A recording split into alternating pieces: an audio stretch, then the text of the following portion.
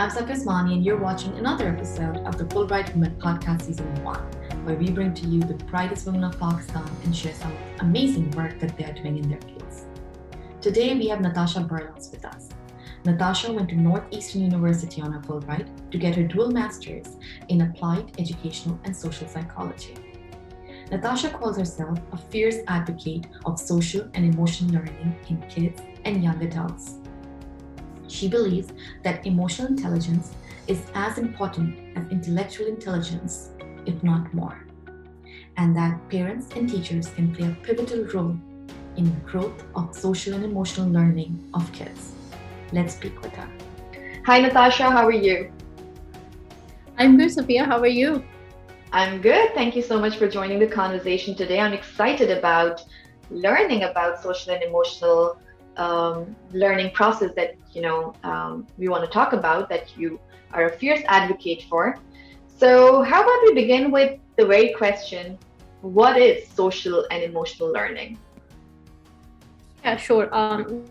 This topic is just generally, you can ask my friends, something I'm just super passionate about. But if I just break it down, it's, emotional learning, like any, topic that you want to learn, is just learning about the different components that research has identified that comes under the social emotional learning. So these are having self-awareness, having self-control, interpersonal skills, self-management, your social skills, relationship management. And these are important for one to succeed in all spheres of life, whether it's at school, whether it's at work, or, your own emotional well-being. So this generally, what emotional learning means is that teaching these skills just as you would teach any academic or any, basic a basic vocational skill, for instance. Emotional learning is just teaching these skills that actively, instead of just assuming that one would pick them on passively. And just to give you an example, we would often hear, or even we would throw things like X is really good with managing their anger, X is really good at making friends, they're resilient, they can jump back from setbacks, etc., etc. And we do have a tendency to assume that these are all natural skills that you're born with, or they're genetically inherent. And that's a very common misconception. Even in my own moments of self-reflection, I found myself analyzing, I react this way because of my own personal background, but that's because I've picked up on those skills, like any skills, from my environments, through my parents, how they brought me up, how I saw these things happening, of course, a little genetic disposition. So I did learn all the emotions that I know, but I learned them through observations and through how people interacted with me, instead of actually being taught like I'm taught ABC or math or social sciences, any subject for that matter. Mm-hmm. So emotional learning is just learning those skills in the same capacity that people would teach you anything else. Natasha, is very fascinating because I have also been very interested in this topic. How our generation, for example, I don't want to generalize anything, but I'm going to speak from my experience and the experience that my friends have had around me and families had around me. We reach in our late 20s and early 30s. And that's when we start realizing, the importance of the abilities to navigate through our own emotions, to have that kind of, sense of emotional calm in a kind of a control over your emotions that is an art, perhaps, or a skill one can develop. But it's never too late in life. But I feel like by that time, one begins to wonder, why weren't we taught these skills back in our school? We are taught so many things in our schools that are probably not even, needed, in our daily lives. Can you talk about that? Why is it that our schools or educational systems failed to pay attention to a very important component of our development?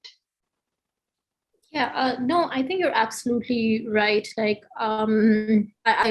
That's what I often talk about as well, that even us adults now end up doing all this emotional learning by, for instance, going to therapy, because even therapy is just teaching you how to structurally manage your emotions. It's not like, they give you a skill that you can implement yourself. So social emotional learning is a concept, and I think there's a way, of course, I don't want to quote any research, generalized research, but there is a general understanding of like valuing emotional intelligence and one's emotional well-being. And I think that's something that's started taking more importance over the years. Of course, even in the West, I would not say that this was just as important in the West, and it's now coming towards Pakistan, for example. I think even in the West, the social emotional learning research is fairly new. I think like 10 to 20 years, not that longer. Schools, of course, they have now adapted to actually inculcating this curriculum in their classes, because they realize that these skills are important for one to succeed just as much as all the intellectual training that they're doing. And I think that, again, that wave, because now we're like talking more about mental health, self-reflecting more, I think Pakistan as a culture, and I think that's something our generation is focusing on more. And you actually see the gap in cultural norms, like people are not really asked to question, not really allowed to question or discuss their emotions or just break them down with their family, because that's considered disrespectful, etc.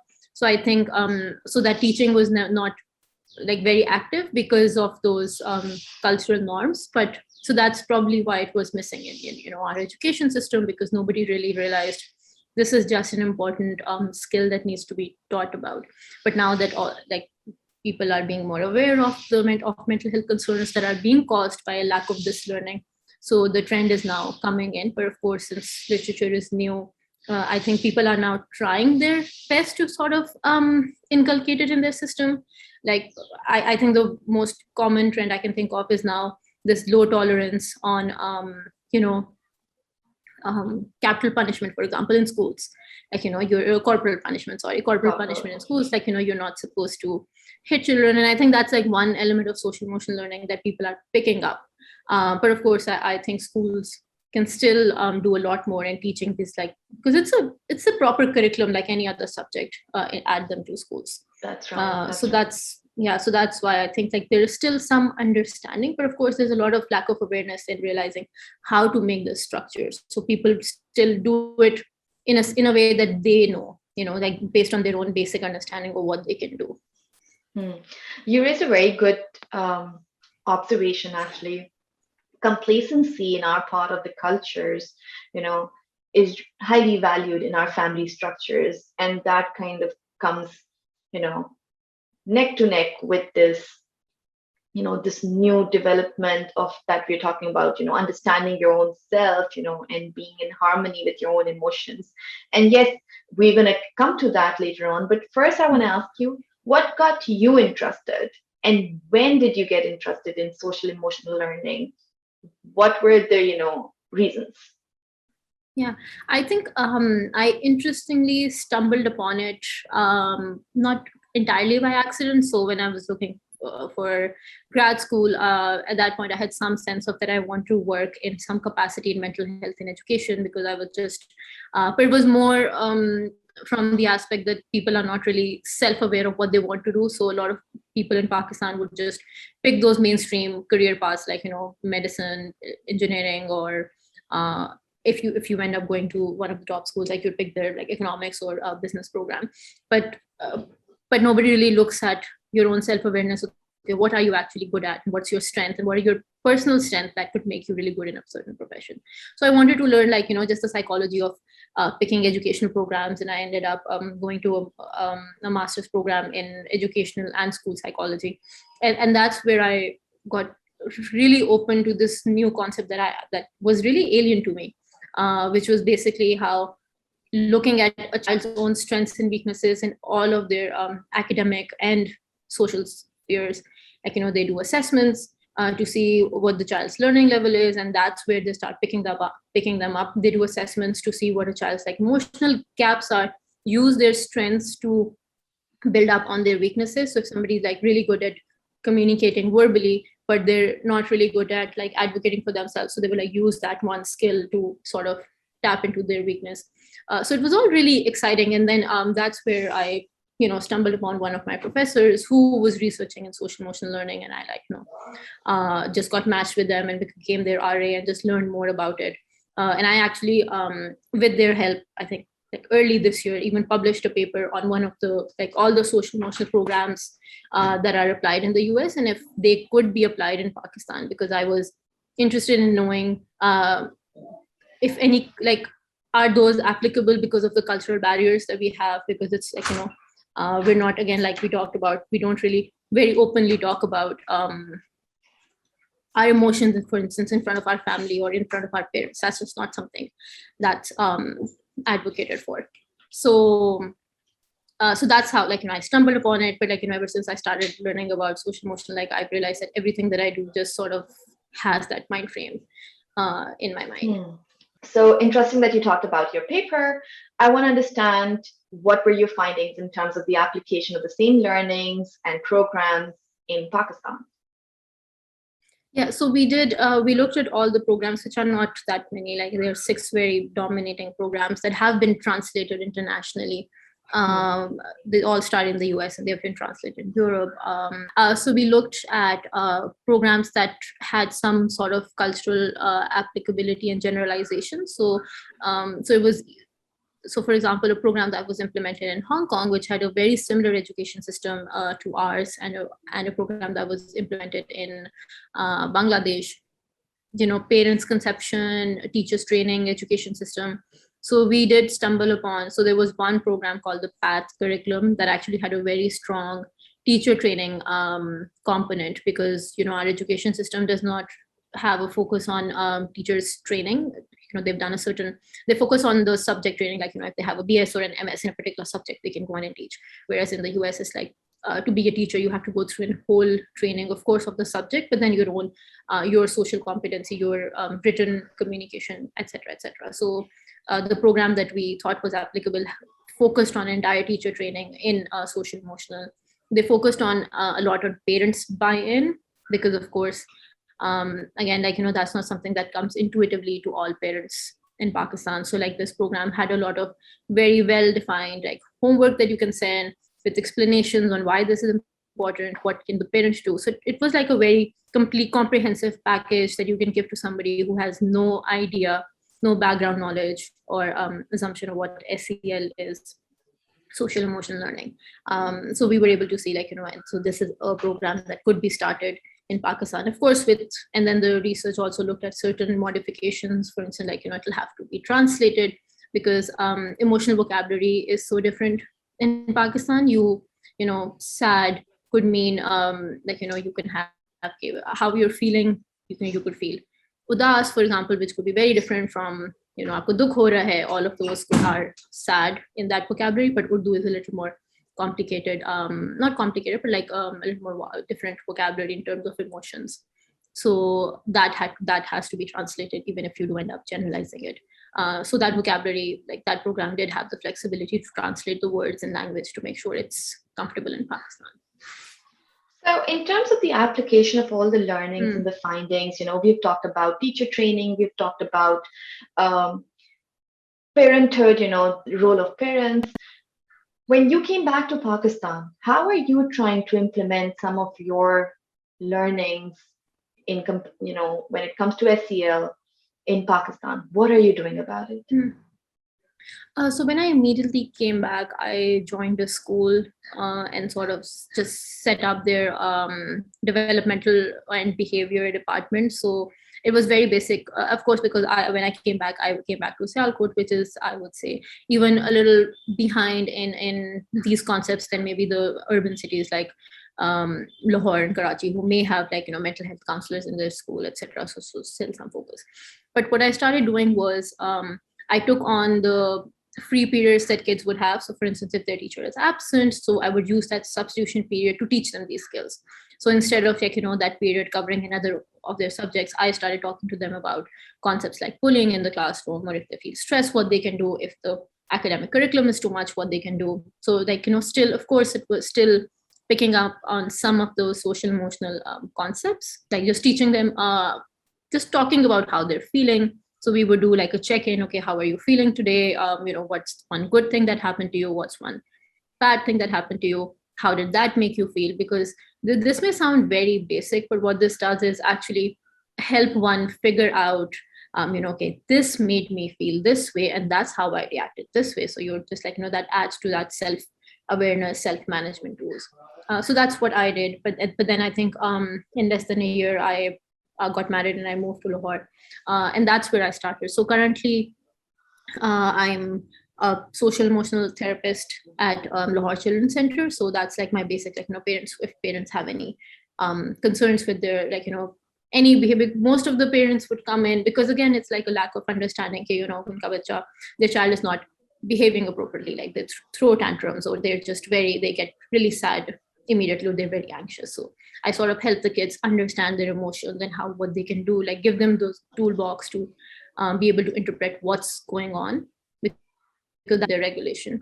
So that's something, like, that I do. And then on a more grander level, I design programs at LUMS. So that's like more of designing programs with the SEL concepts in mind. So students' well-being is focused. So we have like wellness programs for them, but all keeping like where they can have these conversations. So these are the two things that I'm doing to advocate for SEL learning in Pakistan for now. Interesting, because you talked about, I'm going to go back to your Sialkot experience of, being in class and speaking to the kids and making them open up about, how they're feeling. I feel like, Natasha, just the act of opening up, it's so important and yet so undervalued in our culture. And the learning will start after that, right? First, one has to learn to open up. I'm imagining there must have been some kind of, I'm not saying active resistance, but some kind of like, awkwardness from the part of the students that you may have seen in terms of the reception. I have noticed this when I would go to different classes in my capacity and try to speak to kids. Girls are shy, guys are, they're going to start to huddle up, they huddle up and start talking to each other. They would keep looking down so that there's no eye contact, so that you're not asking them any questions. Talk about these responses and this kind of reception, and how do you then make them comfortable? Was that something that you faced?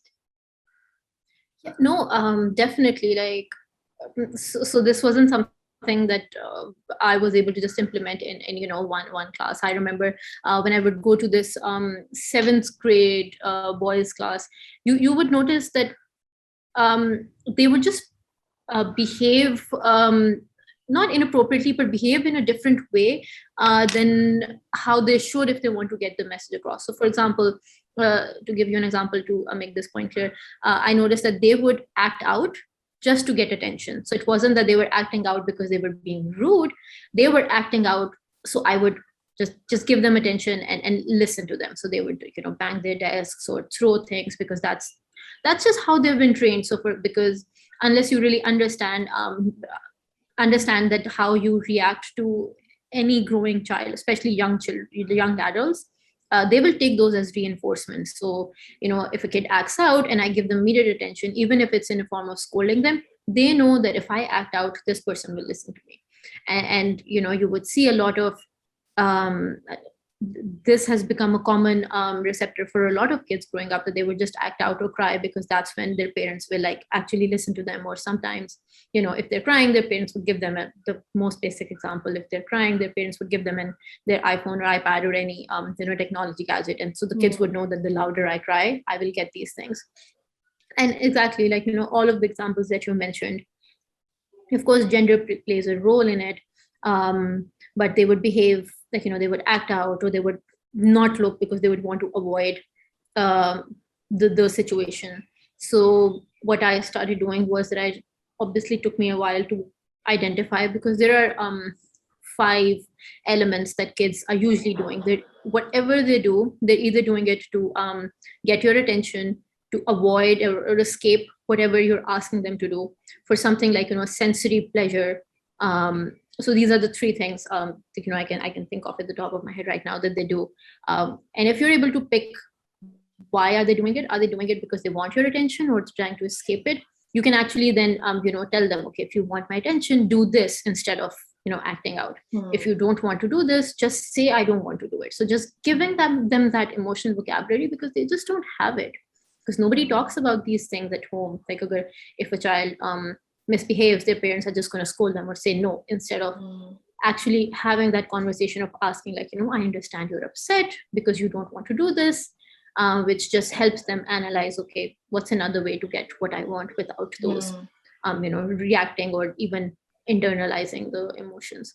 So yeah, so I did see a lot of this, and it like took me a while to just break down with every student and then come to them on their level to see what works for them. And of course, it's not 100% because, like you said, the awkwardness or just the lack of vocabulary, that I don't know why I'm sad. I just feel sad. I don't know why I got angry. I'm just mad. Like that intuition also comes with so much practice and so much like knowledge, that even that is like really difficult. So I think self-awareness is just like a really strong component of emotional learning and just emotional well-being. Do these skills come to kids differently at different ages? So yes and no. Of course, kids keep developing these skills throughout their life. Like, like we talked about, even adults realize that they need to learn some skills and then, seek help later on. So the best age for anybody to develop these skills is between the ages of, from when you're born to the age of 5 to 7. And I'm going to say 5 to 7 because there's a lot of literature on whether 5 is the right age or 7. But the concept is that the incremental utility, that the more they can pick on just keeps reducing as you grow older than 5. So so you'll have like you will be able to pick on a lot of things till the age of 5. The pace will start slowing down till 7, and I'm not going to say that it's really difficult to pick up even after 7, but 7 is when kids are like, their cognition has been strongly developed. So if you want to add more things, it just requires a little stronger intervention, which may have a little lower impact, because फिर आपकी personality develop हो जाती है, and then you're resistant to change. Are you saying we are a lost cause then, Natasha? I'm sorry. No, definitely not. But like you would see, that it's a little difficult for us, for example, to control, or like we often fall back into those habits, because so even though we know what's the right thing to do, like we know if we have a setback it'll be okay, or we need to not feel anxious, it's just difficult. We need to like constantly remind ourselves, because it doesn't come naturally to us, just because the ability to just regulate our anxiety is not that strong and has not been developed. So it's something that we have to work a little harder for. But no, of course, we're never a lost cause. Like I think if you start practicing it now, but I also think as adults, you're a little more self-aware, and you're a little more responsible to understand that this is important. This is what I have to do, which is not something that kids from 7 till I think even after your teens, you realize that, this is good for me. Just like the second half of the question, of course, kids learn it differently in different stages they are in. So for example, before a child starts speaking, they're picking up those social competencies just from their environment, how their parents interact with them, how we would think that our kids are not listening when we're talking to them or around them, but they are actually picking up. They will pick up our facial expressions, and they will pick up how we talk to them, what do we say to them. And once they do start speaking, that's when we can actually teach them to verbalize how they are feeling. So that's like a different way to teach them on different levels that they are. Fascinating.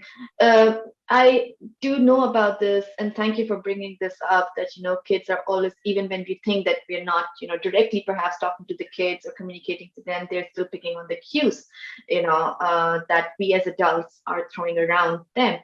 But if we have to talk about consciously interacting with the kids, consciously teaching them one of these 5 skills that areas of social emotional learning that we talked about: self-management, relationship skills, decision making, and all the other self-awareness, social awareness, all of these things. What are some of the activities, I'm wondering, that teachers or parents can do and with their kids to help them build these skills?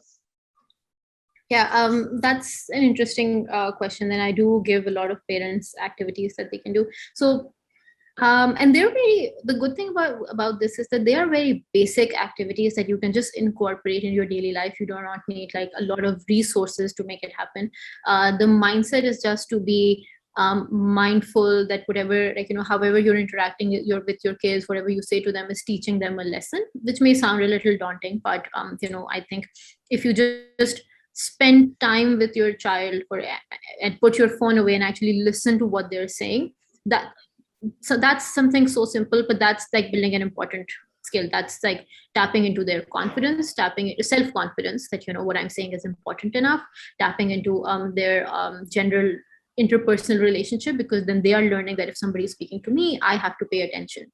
So like where, and I say this more for our generation, I think like parents are generally just so busy that we would be listening to our kids, but maybe passively on our phone, or like doing something doing something else, which is okay. But I'm not going to say that you should listen to your kids like 100% of the time, but sometimes, like, give them some time in the day.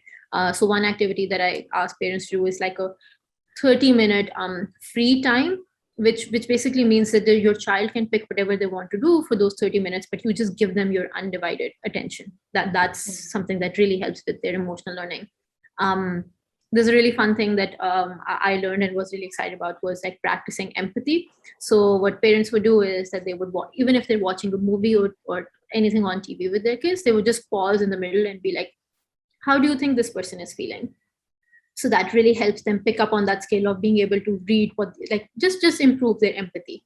That they're able to read how another person would feel in that interaction. So that's something I loved. You can teach them emotional regulation by just asking them, okay, what can you do when you feel angry? There is this really interesting concept, like curriculum called, and it's freely available, called zones of regulation.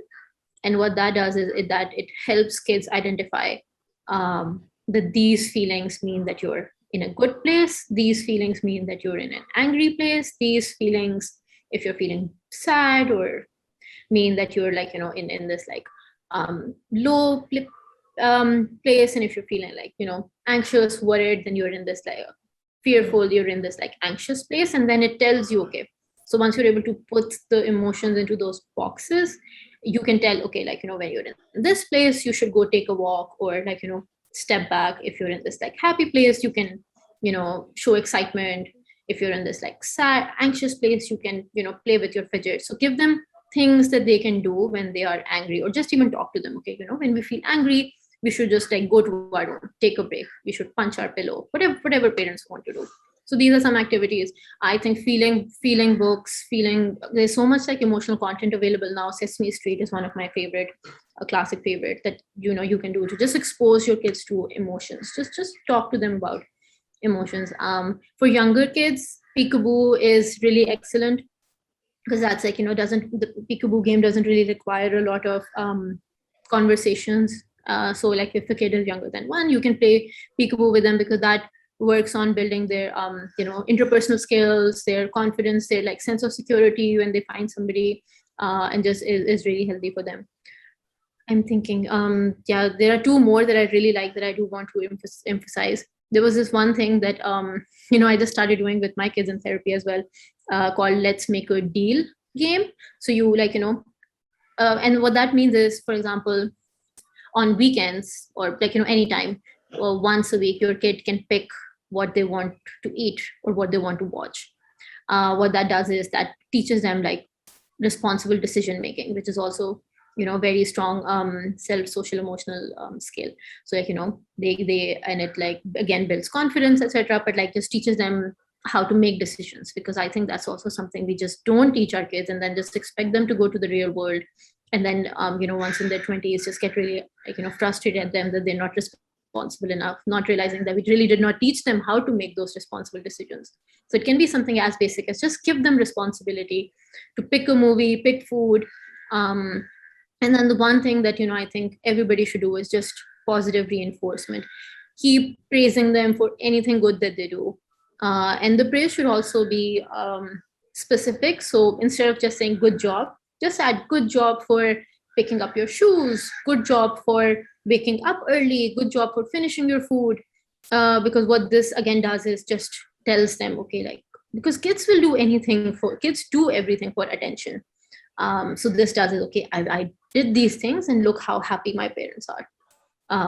So these are things that, activities parents can do. at home. And I think these are things that teachers can also use in the classroom as well. In terms of interactions, I've also read around how parents and adults are basically told, advice to when they're talking to little kids. How about come at their level? Don't bend down at them. Because there's a power dynamic that you. Can you elaborate on that? Yeah. So that basically comes from. So, for instance, like imagine you're standing doing the dishes and you hear a child, or you're in the classroom, any setting, like throwing things, and you will just scream from that area that don't do this. Children have, we give them a lot, like we give them a lot credit in terms with we shouldn't, and we like underestimate them a lot. So one thing that we give them a lot of credit for is their attention. So sometimes we get really frustrated that kids are not like, they don't follow instructions, they don't stop when we ask them to, but the reality is that they don't really pick up that you've given them an instruction. So yeah, here, like, if your child is here and you're here and you're like bending down, it's a possibility that they don't even know that you're talking to them. Some kids do, again, like depends on everybody's emotional level. Some do, but it is possible that wo aapko sunte hi nahi hai. They don't know what that you're referring to them. So the concept that you really want to communicate to a child is to get on their level, which means like, you look at them in the eye, so you're 100% sure they have your attention, and then give a command, because what that does is that eliminates the element of them being distracted. So then if they like, and that increases chances that they will listen to you. So yes, I think the power dynamics, of course, comes from a social and psychological perspective. I'm not completely aware of it, but I'm sure that's also a factor, like, that can play a role. But the concept is that, you need to make sure we have their attention when we ask them to do something, instead of just saying it and then hoping that or just assuming that they will listen to us. In your professional experience, I'm wondering if you've had any, any kid who was perhaps labeled as, problematic or not, having a lot of behavioral issues, but that kid perhaps surprised you in your interactions, that you learned something about the kid that the parents or the teachers or whoever brought them to you were unable to understand. Yeah, so I actually did. I had this one, child who was, and of course they're very educated parents who probably identified that, something, that there was like a developmental delay, or they were not meeting the milestone. And interestingly, actually, doctors had like identified this kid with very high tendencies to have ADHD and beyond that on the autism spectrum as well. But when I started interacting with the kid, of course the doctor did it in their like immediate 15-minute screening maybe. But when I started doing therapy with the kid, I realized that they are not really distracted. It's just that they don't know that you're talking to them, because the kid was really young, so they had not built their vocabulary. So because they did not have the vocabulary, they really did not know how to express themselves. So they did have a speech delay, but it was a speech delay that was causing signs of like, autism, like there's no there was no eye contact, there were lack of social skills, a lot of like tantrums, a lot of hyperactivity or distractibility. But that was only because the kid did not have the vocabulary to express what they wanted. So they expressed through these physical gestures or lack of. So that was really pleasant to, of course, like upsetting that the doctor diagnosed them wrong, which is why I'm a strong advocate of not diagnosing any child till the age of 5 to 7, because they're still developing. So, give them the general, like there's a delay, but don't really come to a conclusion. But yeah, so like, I advise like, of course, some behavior therapy, which I did, and then like speech therapy. And once the child's vocabulary improved, you could actually see like the child was making social conversations. Of course, they're still learning, but they're able to like ask for what they want. They're not distracted. Of course, like the distraction comes when they don't like what they're doing. But it's not the ADHD where the stimulus doesn't really impact your distractibility. So that was really pleasant that once we were able to give this child tools. So if the child was like getting frustrated, they would just say, okay, and let just to clarify, this child is like really young, under the age of 4. So when they were frustrated, they would just say, okay, bye whatever toy, and that would like has given them a vocabulary to not scream, and just like bye means okay, I'm done, I want something else.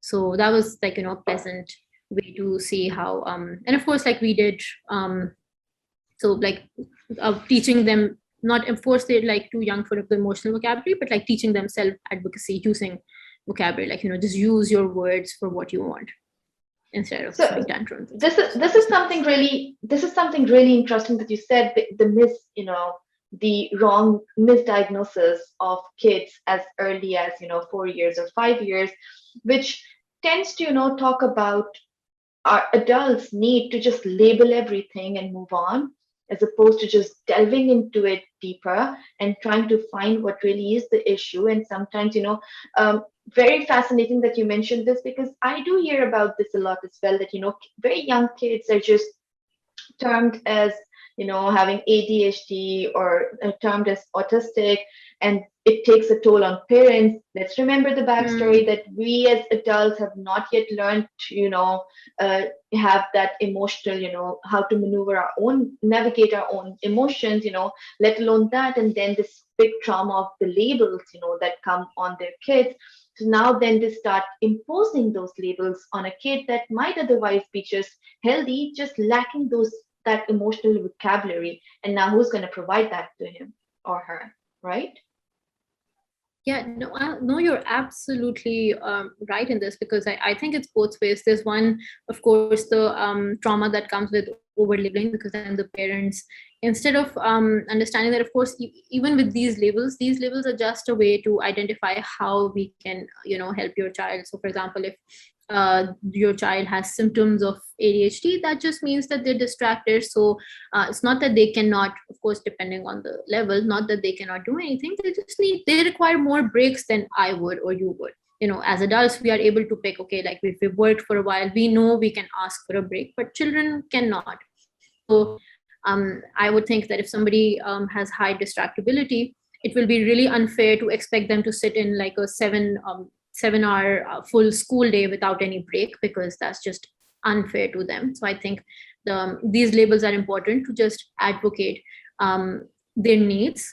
And I really do wish, Pakistan reaches this model where they're able to have these accommodations in school. I don't think they have them right now. Like in the US, it's like it still has its issues, but it's like, at least they realize that these things are needed for people.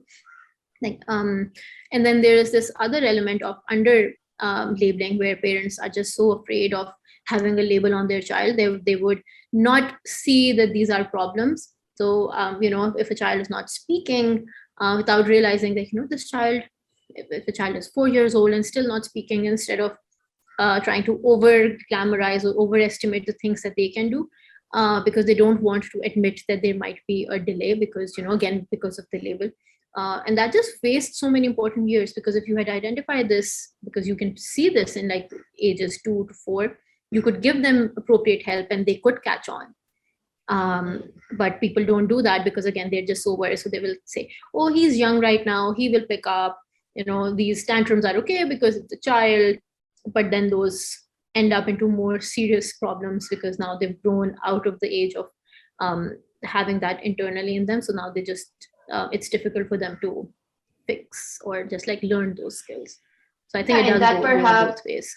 Both ways, yeah. And that perhaps in either cases, it's just coming from the lack of awareness or the lack of, understanding of just owning what you're going through, and, just understanding it and then trying to navigate through it, which again brings us back to the importance of social and emotional learning. And I am very happy to be in conversation with you today. It has been a very informative session, Natasha. Thank you so much for doing this with me, and I hope to catch up with you another time to learn more about, because no matter how much we talk about this aspect, we really need to be talking more. So thank you so much for doing this with me today.